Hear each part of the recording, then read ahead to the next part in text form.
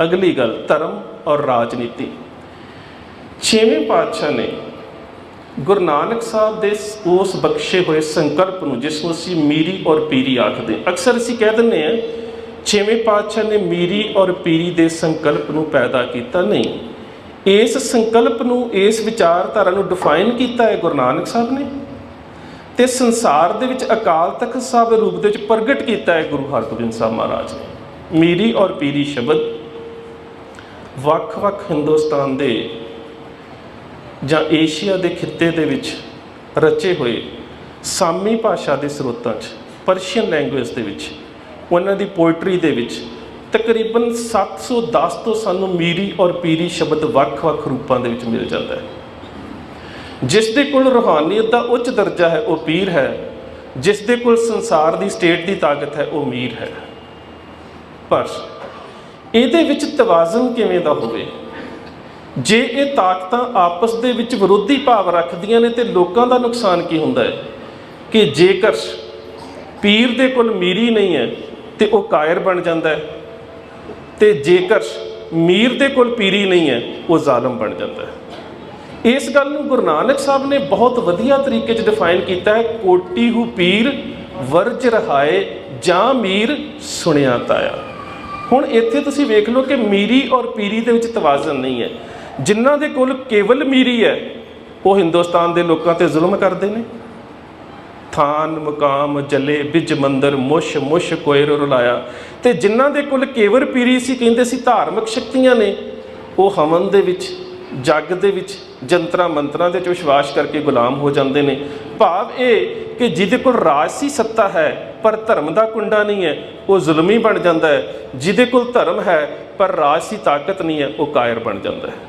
सो मीरी ते पीरी दे संकल्प नूं गुरु हरगोबिंद साहब ने जदों संसार दे विच प्रगट किया तो उस नूं अकाल तख्त साहब के रूप दे विच प्रगट किया, जिसका उस वेले नाम अकाल बूंगा सी।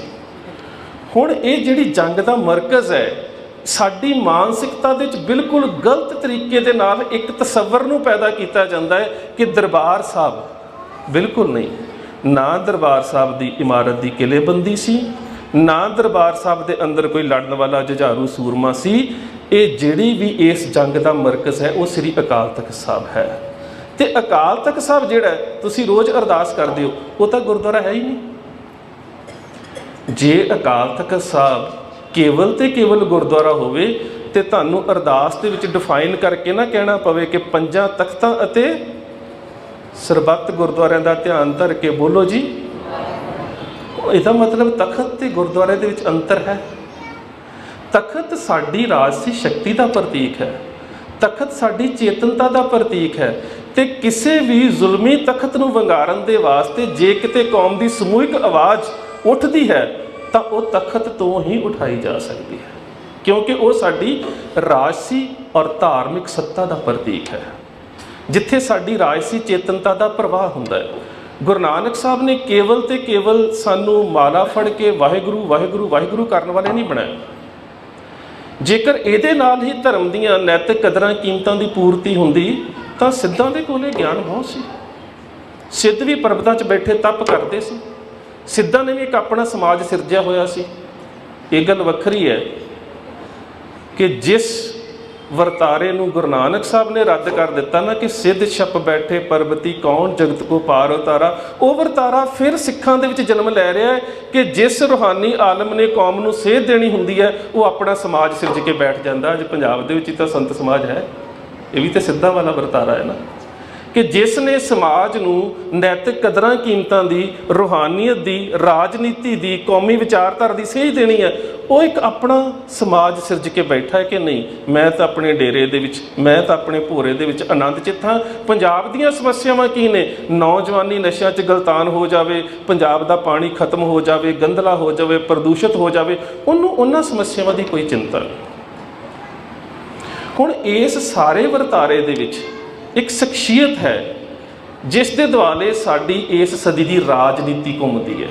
वो शख्सियत है संत जरनैल सिंह खालसा पिंडरांवाले। इतिहासक दृष्टिकोण दे विच जदों असी इस सारे वरतारे का अध्ययन करते हैं, इतिहास दे विच 2 शख्सियतां तुहाडे सामने नज़र आउणगीਆਂ ਜਿਨ੍ਹਾਂ ਦਾ ਦ੍ਰਿਸ਼ਟਾਂਤ ਬਿਰਤਾਂਤ ਔਰ ਦੁਖਾਂਤ ਆਪਸ ਦੇ ਵਿੱਚ ਬਹੁਤ ਹੀ ਮੇਲ ਖਾਂਦਾ ਹੈ। ਇੱਕ ਸੰਤ ਜਰਨੈਲ ਸਿੰਘ ਖਾਲਸਾ ਭਿੰਡਰਾਂਵਾਲੇ ਤੇ ਇੱਕ ਬਾਬਾ ਬੰਦਾ ਸਿੰਘ ਬਹਾਦਰ।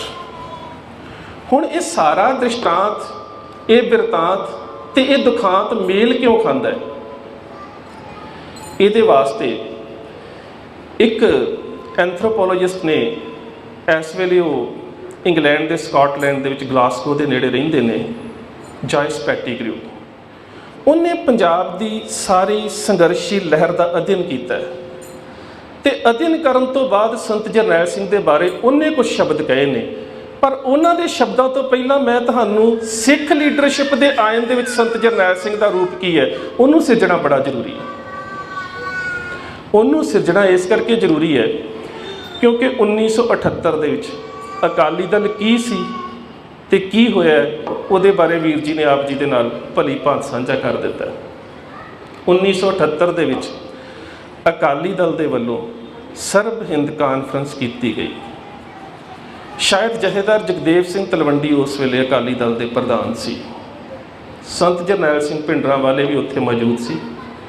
ਸਟੇਜ ਦੇ ਉੱਪਰ ਬੈਠਿਆਂ ਸਟੇਜ ਸੈਕਟਰੀ ਦੇ ਰਾਹੀਂ ਪਰਚੀ ਭੇਜ ਕੇ 2 ਮਿੰਟ ਦਾ ਵਕਤ ਮੰਗਿਆ ਗਿਆ ਤੇ ਉਸ ਵੇਲੇ ਅਕਾਲੀ ਲੀਡਰਸ਼ਿਪ ਦਾ ਜਿਹੜਾ ਪ੍ਰਤੀਕਰਮ ਸੀ ਟਾਈਮ ਮੰਗਣ ਦੇ ਉੱਪਰ ਕਿ ਇਸ ਅਨਪੜ੍ਹ ਸਾਧ ਨੇ ਕੀ ਬਿਆਨ ਕਰਨਾ ਹੈ ਨੀਤੀਆਂ ਨੂੰ ਕੌਮ ਦੀਆਂ, ਇਹ ਅਨਪੜ੍ਹ ਸਾਧ ਕੌਮ ਨੂੰ ਕੀ ਚੇਤਨਤਾ ਦੇਵੇਗਾ, ਇਹਨੂੰ ਬਣਾਉਣ ਦੀ ਇੱਥੇ ਕੀ ਲੋੜ ਹੈ। ਸ਼ਾਇਦ ਉਹਨਾਂ ਨੇ ਇਹ ਨਹੀਂ ਸੋਚਿਆ ਹੋਵੇਗਾ ਕਿ ਪੰਥ ਦੀ ਨੁਮਾਇੰਦਾ ਜਮਾਤ ਦੇ ਮੰਚ ਦੇ ਉੱਪਰੋਂ ਜਿਸ ਨੂੰ ਇਹ ਕਹਿ ਕੇ ਨਕਾਰਿਆ ਜਾ ਰਿਹਾ ਹੈ ਕਿ ਇਹ ਅਨਪੜ੍ਹ ਸਾਧ ਕੌਮ ਦੀਆਂ ਨੀਤੀਆਂ ਦੇ ਬਾਰੇ ਕੀ ਜਾਣਦਾ ਹੈ, ਉਹ ਸ਼ਖਸੀਅਤ ਇਸ ਰੂਪ ਦੇ ਵਿੱਚ ਉੱਭਰੇਗੀ ਕਿ ਮੈਂ ਹਿੰਦੁਸਤਾਨ ਦੀ ਰਾਸ਼ਟਰੀ ਰਾਜਨੀਤੀ ਦੀ ਗੱਲ ਨਾ ਕਰਾਂ ਤੇ ਅੰਤਰਰਾਸ਼ਟਰੀ ਪੱਧਰ ਦੇ ਉੱਪਰ ਵੀ ਜੇਕਰ ਹਿੰਦੁਸਤਾਨ ਦੇ ਰਾਜਨੀਤਿਕ, ਧਾਰਮਿਕ ਔਰ ਕਿਸੇ ਵੀ ਖੇਤਰ ਦਾ ਅਧਿਐਨ ਕੀਤਾ ਜਾਂਦਾ ਹੈ ਤਾਂ ਦੁਨੀਆ ਦੀ ਕੋਈ ਐਸੀ ਕਿਤਾਬ ਨਹੀਂ ਜਿਹਦੇ ਵਿੱਚ ਸੰਤ ਜਰਨੈਲ ਸਿੰਘ ਦਾ ਜ਼ਿਕਰ ਨਾ ਹੁੰਦਾ ਹੋਵੇ। ਕਿ ਜਿਹੜੀ 20ਵੀਂ ਸਦੀ ਦੀ ਰਾਜਨੀਤੀ ਹੈ ਅੰਤਰਰਾਸ਼ਟਰੀ ਪੱਧਰ ਦੀ, ਉਹਦੇ ਵਿੱਚ ਵੀ ਸੰਤ ਜਰਨੈਲ ਸਿੰਘ ਦੀ ਸ਼ਖਸੀਅਤ ਨੂੰ ਮਨਫੀ ਕਰਕੇ ਨਹੀਂ ਵੇਖਿਆ ਜਾ ਸਕਦਾ। ਤੇ ਜਿਹੜੀ ਹਿੰਦੁਸਤਾਨ ਦੀ ਰਾਜਨੀਤੀ ਹੈ, ਉਹ ਚਾਹੇ ਅਡਵਾਨੀ ਵਰਗਾ ਕਿਤਾਬ ਵੀ ਲਿਖੇ ਨਾ, ਮਾਈ ਕੰਟਰੀ ਮਾਈ ਲਾਈਫ, ਤੇ ਉਹ ਆਪਣੀ ਉਸੇ ਸੁਰਤ ਦੇ ਵਿੱਚੋਂ ਸੰਤ ਜਰਨੈਲ ਸਿੰਘ ਦੇ ਉੱਪਰ ਨਫ਼ਰਤ ਭਰੇ ਸ਼ਬਦ ਵੀ ਵਰਤਦਾ ਹੈ ਕਿ ਮਹਿਖਾਸੁਰ, ਇੱਕ ਦੈਂਤ ਦਾ ਰੂਪ।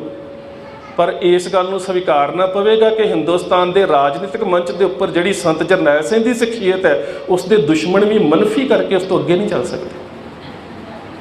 ਹੁਣ ਇਸ ਵਰਤਾਰੇ ਨੂੰ ਜੇਕਰ ਤੁਸੀਂ ਇਤਿਹਾਸਿਕ ਵਾਰਤਾਲਾਪ 'ਚ ਵੇਖਣਾ ਹੈ, ਅਹਿਮਦ ਸ਼ਾਹ ਅਬਦਾਲੀ ਵੀ ਸਿੱਖਾਂ ਦਾ ਦੁਸ਼ਮਣ ਹੈ।